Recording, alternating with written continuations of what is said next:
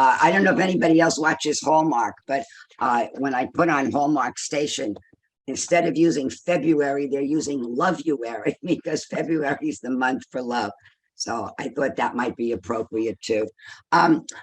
Today we're all in the villages, and many people equate love with romance, and perfectly understandable. I know when we were growing up, what were the movies? Doris Day and Rock Hudson, or Sandra Dee and Troy Donahue in The Summer Place.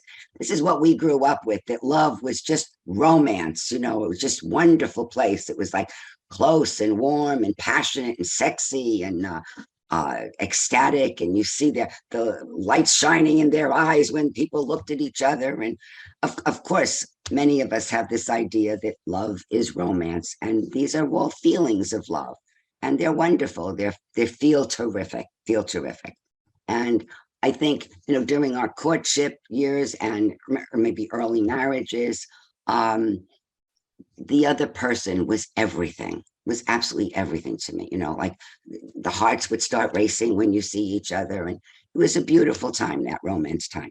But in time, romance subsides, and very often some disillusionment pops in there. So those loving feelings that we had at the beginning of, our courtship or even our early marriage or something like that, they're not always there anymore. So what happened? I want to just go off a little bit. Some of you may know this already, but I do want to cover it. What's the difference between thoughts and feelings? All right. Saying romantic feelings were big, right? So what are thoughts? Thoughts can be right or wrong, good or bad, correct or incorrect. I could say, my thought could be, you don't love me anymore. And somebody else could say, oh, yes, I do. Who's right? Who's wrong? Who knows? I could say, it's not my fault. Somebody else could say, oh, yes, it is. Who's right? Who's wrong? They're both, right? I could say something like, Biden is a wonderful president. Something else could say, Biden is a horrible president. Who's right? Who's wrong? Right? So thoughts can be anything. There could be morality, incorrect, correct. Feelings are not like that. Feelings are always expressed in one word. If you need more than one word, you're not talking about a feeling. And there's no morality to feelings. They just are, right? It's what you do with feelings that make things good or bad or right or wrong, right? So I could feel angry and still be kind and polite to somebody, but it might be bad if I'm feeling angry and act on that angry and go and punch somebody or spit in their face, right? I could feel resentful, but I could still be caring in my behavior, all right? I could be caring. I could be bad if I felt resentful and I started seething and raging all the time, right? So again, feelings just are, no right, no wrong. Now, let's take an example of feelings. I can feel afraid, frustrated, angry, grateful, surprised, all those things. Nice thing about feelings, I could substitute the word I am, and they all make sense. I am angry, frustrated, caring, grateful, excited, surprised. I am. And the reason we can substitute the word I am for I feel is because feelings are basically the core of who we are. They're different from our thoughts, who we are. One thing about feelings and thoughts, though, we don't have much control on our feelings. They just are. But our thoughts control our feelings. Our thoughts create our feelings. So if we're changing our thoughts, our feelings are going to change. So let's get back a little bit. All right. Romance and disillusionment. In romance, I think my partner will fill all my needs. And when I'm with that special other, I feel whole and complete. Like I finally found somebody who just matches, right? It's part of what love is. Now, unfortunately, what we never realize and don't know is that's all an illusion, right? Because when disillusionment happens, we realize my partner can't fill all my needs and not trying to. I've got to do that. I've got to fill my needs and wants. And I still have to meet some of his needs too, right? So that's where disillusionment comes in.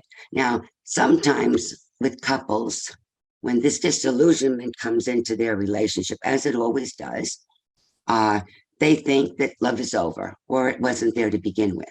And they're the couples that either split up or have kind of miserable relationships all the time. Maybe they get divorced, maybe they find, maybe they have a fit, who knows, but they don't stay together. But other couples, people who I think like us, we've been around for a long time, we've been with our partners a long time. We've certainly realized that love goes a whole lot deeper than our feelings, right? Uh, what is love? Love is an attitude, a deep caring for each other. It's an acceptance of the other with not only their wonderful qualities, but acceptance of their faults as well, right? It's behaviors and the way of being. Love is other centered versus self centered. And we hear that, we learn that from the Bible, all right? The Bible says to us, love your enemies. Well, there's no way on God's earth that I believe when the Bible says love your enemies, they want us to have all those wonderful, wonderful romantic feelings about our enemies. So love has got to be like that, got to be more than that. Right? Now, we're talking about couples today, and couples is one of my specialties. Right? I've had loads and loads of education with couples and, therapy with couples, and I've got loads of experience learning about and working with couples. But the best definition I've ever heard, with all the books I've read, all the teachers I've had, and all the experience I've had, is my marriage encounter weekend. I don't know, has anybody ever heard of a marriage encounter weekend or been on a marriage encounter? We went to that when we were relatively newly, we were only married like 5 or 6 years. And it was a wonderful, wonderful experience for us. We became a team couple and we gave a lot of weekends. But what they said, what we learned from marriage encounter is love is a decision. It's like, wow, that was big for us at that time. Love is a decision, right? And it has very little to do with feelings. Wonderful when you get the loving feelings. They are super terrific. They feel really nice.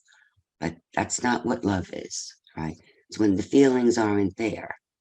That's what real love is, from the heart, from the soul, right? Now, during COVID, I've been thinking about this, that, when we retire, we spend 24/7 together. And that may be the first time ever that we've spent a lot of time like that, 24/7 with each other, right? And that takes some getting used to. Nobody's going off to work, nobody's busy with the kids. It's just the two of us all day, every day in retirement. COVID came along and even put more of an emphasis on that.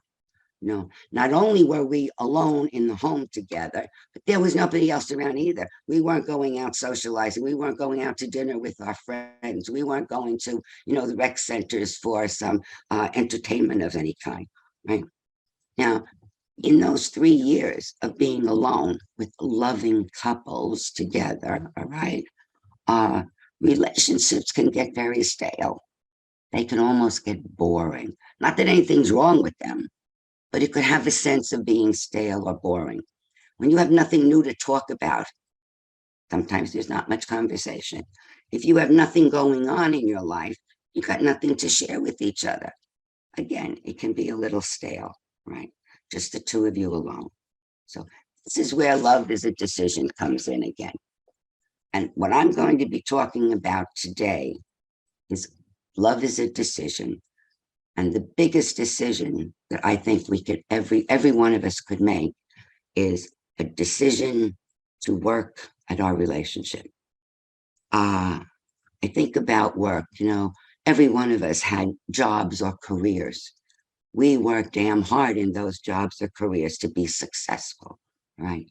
Maybe we weren't working at a job outside the home. Maybe we were working really hard to raise a family. Hard work, day in and day out.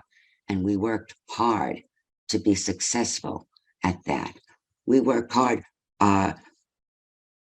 raising the family, being with our in-laws. We worked hard with friendships, developing who we can trust and who we can go out with and so forth. And we also found out that we have to work a little harder when we retired. Who are we going to meet? How are we going to get to know our friends and neighbors? We have to make new friends and neighbors, all right? Our families are not around, so we have to work to find family kind of stuff in our neighborhoods, right? So work is not something that's foreign to us, right? But very often, work requires a decision. Lots of times we don't feel like working, right? So I'm going to be talking today about love is a decision, and the decision is to work on our relationships. First and foremost, how do you work on a relationship? You make a decision to work on communication, because there is no relationship without communication. That is like the bedrock, right? And communication is basically knowing and learning about ourselves. And once we know and learn about ourselves, sharing that with the person we love. And it's also about knowing and learning about the other and listening to that person. So we need to work, right? Decision to love. We need to work on learning about ourselves and other. And there's a whole bunch of things that maybe we haven't done. I'm going to read a whole bunch of questions to you. And maybe you don't know the answers to them right away. Maybe it's something you have to think about or look inward. All right. What stresses am I dealing with now? What are my greatest fears? Makes me feel most competent? What personal improvements do I want to make? What's my best childhood memories? Who was or is my greatest source of support? And how did they support me? What am I most happy? When am I most sad? What is my current concerns or worries? Uh, what are some of my current hopes and dreams and aspirations? Now, I don't know about you, but when I was reading these questions, I didn't know the answer to all of them like that. I had to start thinking about them. And some of them, I had to really look inside. I never thought about that before, right? The whole point is, when we're together and we're not looking to learn, we stop examining, we stop looking for those things. And there's a whole bunch of new stuff inside of us, a whole bunch of new stuff inside that we have yet to learn about. And working on a relationship is doing just that, learning new things about ourselves. Every year that's different, there's something new about us. And we need to take the time to learn that for the sole purpose of sharing that with the person we love. Now, if I don't know the answers to all of those questions, and there are a whole lot more, you're going to be getting a handout. Well, it's not a handout. They'll be available to you in time. But it's something like this. There's a whole bunch of questions, and there's a whole lot more you can think of yourself, right? To think about that, you may answer them for yourself. Now, the other piece is your other should be answering those questions too. Because if we don't know the answers to these questions for ourselves, chances are we don't know what my other, the person I love, what are their answers? And again, that could bring some excitement into the marriage. That could bring some wonderful things by making a decision to work on a relationship through communication, through learning about ourselves, right? Okay. So we can communicate by sharing and listening. That builds a relationship. It's different. It makes it new again, right? What else can we make a decision to work on? We can make a decision to work on reframing. And again, if you've heard me talk before, you've probably heard me say something about reframing. We said before, our thoughts create our feelings. So if we label things as positive, we have positive feelings. If we label things or people that we love with negative names, we usually wind up with some pretty negative feelings. Let's go for an example. Supposing your other, you would describe in your romance stages. Oh, they're so loving, they're so affectionate. Oh my, he was just so affectionate, just loved it. And how do you feel when somebody you love and loves you is loving and affectionate? Feel warm and fuzzy and soft and just special. Now, you take that same exact quality, loving, affectionate, and make it a little bit in the excess. very loving, overly affectionate. You got a negative name for that. It's called mushy, hovering, needy. How do you feel when you are met with those kind of qualities? Feel suffocated, smothered, stifled, right? Supposing the person you fell in love with, you would describe before when your heart beat every time you saw them, all right? They're so sensitive, understanding, thoughtful, considerate. Oh, it's just so wonderful, so thoughtful. Thinks about things I need even before I know I need them. He's just so understanding and considerate, right?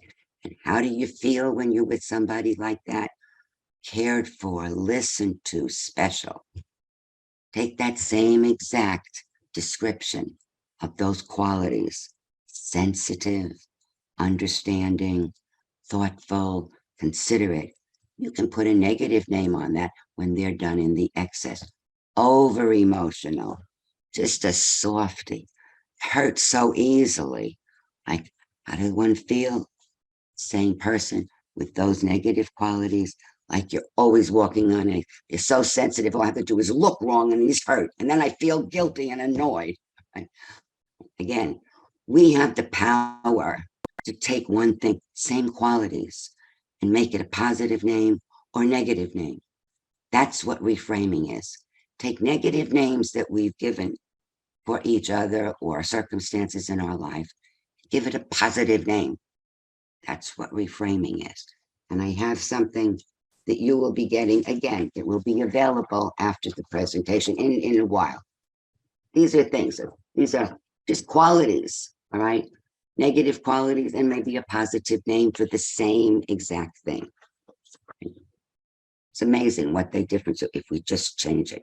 And the easiest way to accept a person, qualities as well as faults, is to give it positive names.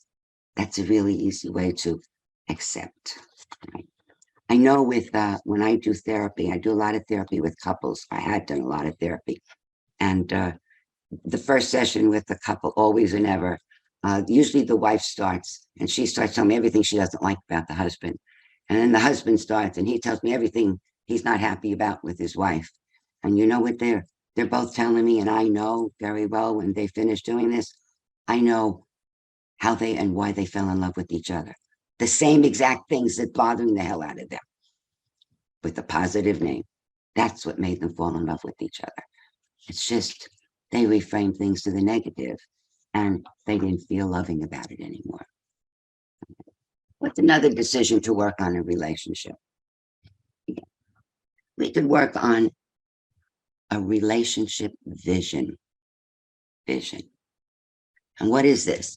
Basically, it's when each partner goes off by themselves and comes up with a whole bunch of positive statements, beginning with the word we, that describes the kind of relationship you'd like to have now and in the near future. And then you frame those statements always in the present tense, as if the future was already here. Right? So again, coming from a COVID, everything is kind of boring and not much, and you want to put some spice back into the relationship. You want to find that the feelings of love again, all right? This is one way to do it. Sit down. Let me give you an example of some things that some people could write. This is an example of, this is what I envision for our relationship is in the future, but I am writing it as though it's already happened, right? For instance, we have fun together. We have satisfying and beautiful sex. We are each other's best friends. We share important decisions. We're affectionate with each other. We support each other emotionally. We're kind to each other. We make a good team. We work well together. We pray together. We work through our problems together, right? So if we and person and spouse or partner come up with these, a whole list of these things to do. After we come up with this list, we exchange our lists. Let him or she see what I put down. This would be my relationship vision for us right now. Let's see what his relationship vision would be. And when you exchange them, the first thing you're going to do is say, oh, this is the same as his. Oh, this is the same as his. Oh, this is the same as, as mine. He wrote that. Isn't that wonderful? We have something really we can work on together, right? Now, if he's got something on his list that I didn't put on my list, add it to my list if it fits. Add it to my list. Next thing, after you switch, give them back again, and then you have to put some numbers on them. Put number 1 or number 5. Which ones are the most important ones for you, for your vision of what you want your relationship to be in the next few months or the next several years, all right? Put number 1 next to the important ones. Maybe put number 5 next to ones that are, you'd like it, but they're not really all that important, right? And then, again, share them again. And now you start talking about them.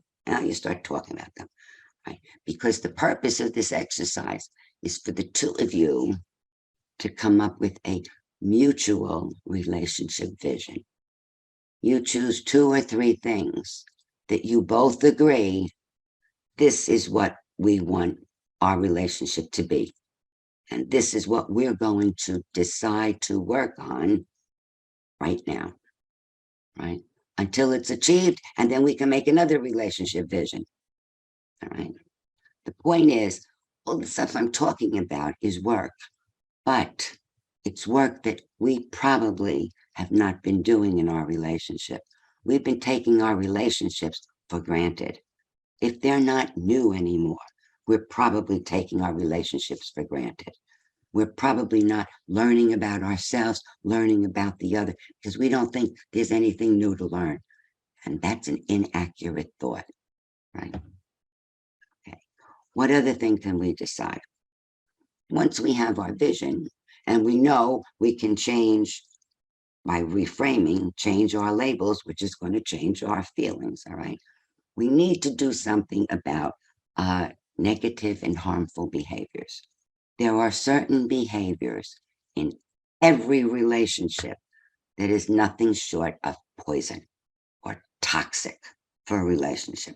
For instance, contempt, sarcasm, name calling, all right? Toxic, poison in a relationship. If we're calling each other bad names, if one of us is saying, ugh, or sarcasm or mocking or hostile humor or disrespect or belligerence, right? Toxic in any relationship, never works well. These have got to be stopped. The other thing is criticism. Criticism is absolute poison, definitely poison in a relationship, right? So we say, well, geez, there's a lot of things I don't really like. And what, I can never say them? I have to stuff it? Hell no, you don't have to stuff anything. Your job, our job, is to learn about ourselves, share it with the other, and listen to them doing the same thing. So what do we do if we have, there's a way to say that. We never, once we're criticizing somebody, we're criticizing a person for their qualities, for the core of who they are, for the person they are. That's out, absolutely out, does not belong in a relationship. How do we say things that bother us? Supposing we say things like, I feel blank when you do blank, blank situation. What does that sound like? I feel scared, really afraid and scared when you drive over the speed limit in the car. I've told somebody, I've shared me. I haven't attacked or criticized the person. I haven't said, you're such a bad driver. You always want to speed and I think it's awful. I wish you'd get a ticket. Right? That's criticism. That you're no good. This is much different. I'm afraid when you do this. See the difference? Big difference. Not attacking the person. You're talking about a situation or a behavior. Very different. Very different. When we're doing this thing, deciding to stop negative and harmful behaviors, what's really important to do when we're talking together on this is to accept responsibility for what you're doing. Are you doing any of these things? Are we the ones making all those criticisms? We've got to say, oh, geez, I did it again. I'm really sorry. I have to work on that. All right. Maybe it's the husband or the other partner who name calls all the time. Maybe they don't do anything that openly. Maybe you're talking, they say, with the eyes rolling, it's saying the same thing, it's meaning the same thing. So you need to take responsibility for what part you're playing in this thing. And that gives you power when you take responsibility for things that you're doing, because you're the only one who can change it. What else can we make a decision to do? And every one of these things are making a decision to love, to make the relationship grow and blossom. The next thing I think would be make decisions to close exits. To close exits. What the hell does that mean? All right. When you're in a movie theater and you see a sign that exit, right? All it means is here's a door. You don't like where you are. Open the door and get out. Let the door close behind you. Right. Well, we have exits in our relationships, especially the ones that are around for quite some time. Right. We have some exits, and we may not even realize that. All right. And why do we have behaviors or activities that basically exist or we do to avoid spending time with my partner, to avoid spending time? Very often, it's because we have feelings that we don't share this way. We don't share in our mouth. We can't talk about the feelings, and we just show our feelings. I could be very angry, and rather than saying, I'm really angry right now, and this is what I'd really like to talk about with you, I want to share how angry I am because I don't know what to do with it, right? Instead of talking about it, maybe I'll go and play the silent treatment.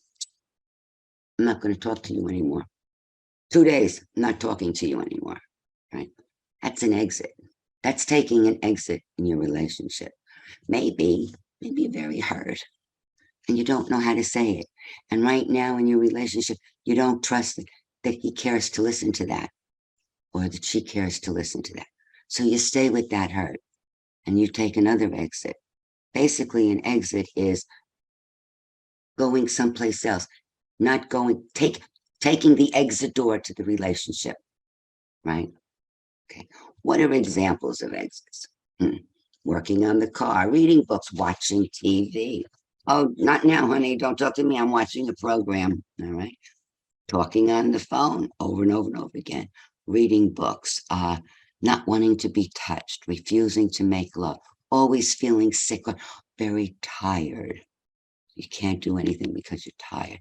Maybe going shopping, maybe just ignoring, maybe going out with lots of friends, busy with friends, maybe just tuning out, maybe it's doing crossword puzzles, maybe it's being a sports junkie, maybe it's alcohol or other addictions. These are all exits in relationships, and we can decide to love the other by closing these exits. Get rid of the exit. If we're exiting working on our relationship, if we're exiting being in a relationship with the person we love, not so good.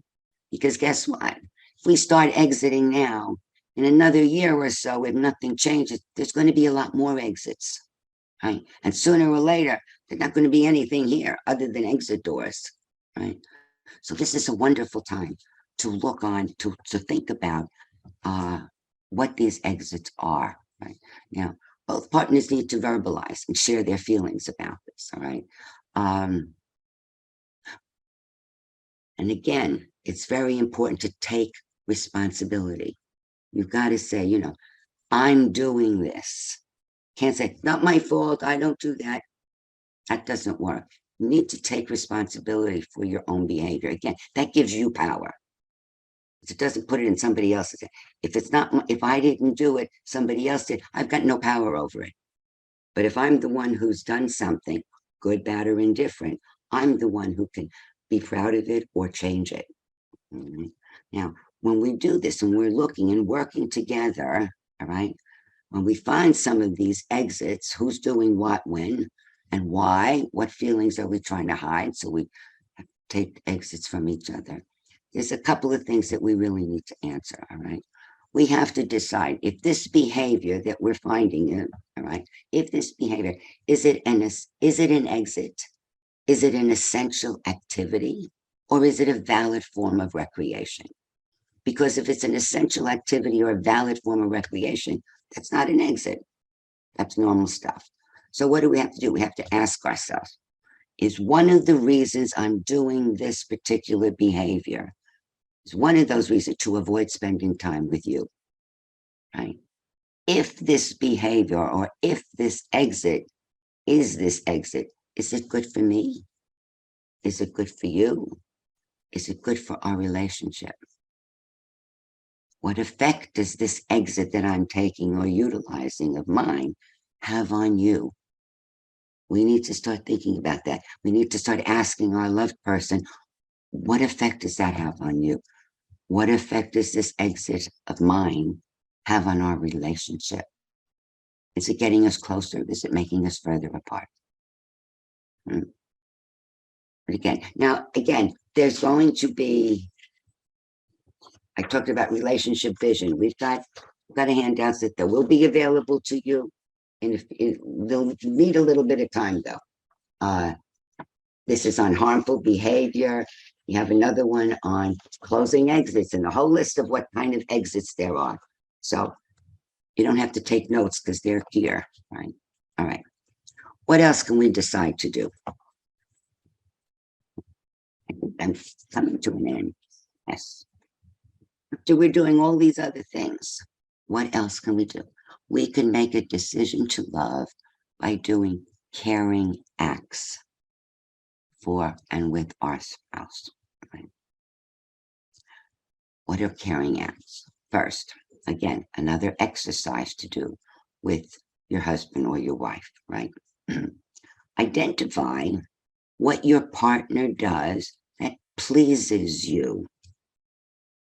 Make a list. By completing this sentence is as many ways as possible, being very specific and very positive. Focus on items that happens, right? Example, I feel loved and cared about when you make a list. Some example, when you make me coffee in the morning. I feel loved and cared about when you tell me you love me. When you let me read the front page of the paper first. When you massage my back. I feel loved and cared about when you sit close to me when we're watching TV. I feel loved and cared about when you check with me before you make plans. I feel loved and cared about when you bring me surprise presents or listen to me when I'm upset or compliment me on my cooking, compliment me on how I look, compliment me on what I just did for to fix something in the house. I feel loved and cared about when you notice that I'm sad or upset. I feel loved and cared about when you say please and thank you instead of do this, do that. That's one thing in your list. First part of your list. I feel loved and cared about when you. Second part of that list is recall your romance stage. Some of us have a long time ago. I've been married 56 years, all right? My romance stage was long, long time ago, all right? But we've had lots of romance stages in between there also, because they can come and go very nicely, right? So recall your romance stage of your relationships. Are there caring behaviors that your partner has done or that you've done for each other back then that hasn't been happening now? Things like, I used to feel loved and cared about when you wrote me love letters, when you brought me flowers. I used to feel loved and cared about when you whispered sexy things in my ear, when you held my hand when we talked, when you opened doors for me, and I could tell how excited you were when you saw me. And the last thing we write, we want to keep going on that list, make a list of other caring, loving behaviors that you always wanted, but never asked for. Those are a little harder, right? Things like massage me for 15 minutes without stopping. Buy me jewelry as a surprise. Sleep in the nude. Take me to brunch on Sundays, right? So now that's a big, long list. I feel loved and cared about when you, I used to feel loved and cared about when you did this in our romance stage.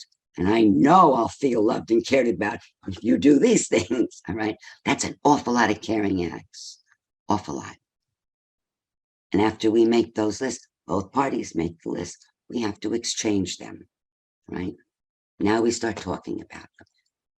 What the suggestion is for this is choose one or do one or two of those behaviors for your other every day. Every day. Take the easiest ones that are listed there and just make sure you as part of the relationship do one or two behaviors every day. Now you don't mention, I'm doing it now, honey. Do you got it? No. This is a free gift. Never want anything in response. A gift is a gift. So you give one of these gifts, one or two of them every day. Now, what is the partner supposed to, when somebody does it for you? Good gravy, is awfully nice if you recognized it, acknowledged it, and appreciated it. But when you're doing these gifts for people, when you're doing a caring act for the person you love, don't expect anything back, because this is a gift. It's not an obligation. It's a gift. And this is something you're doing. This is truly a decision to love, not because you're going to get something back. This is for your spouse's benefit, not for yours. This is for the other person's benefit, not for yours. Now, the most important thing about these caring acts behavior is you do them regardless of how you feel. You could feel hurt, angry, upset, frustrated. Today's not a good day. Still, behave. Be a caring person. These little tiny ways. Go over and say, I love you, hon. Love you, hon. Beautiful act. All right. So we started out this morning today saying love is a decision. What is that? I've just talked about an awful lot of decisions that we can make to make this love more palatable, to make this love grow, to make this love not only the core of who we are, but even to give us some good feelings and to work on it and have excitement in this relationship. So what is this decision to love? It could be a decision to be more than my feelings.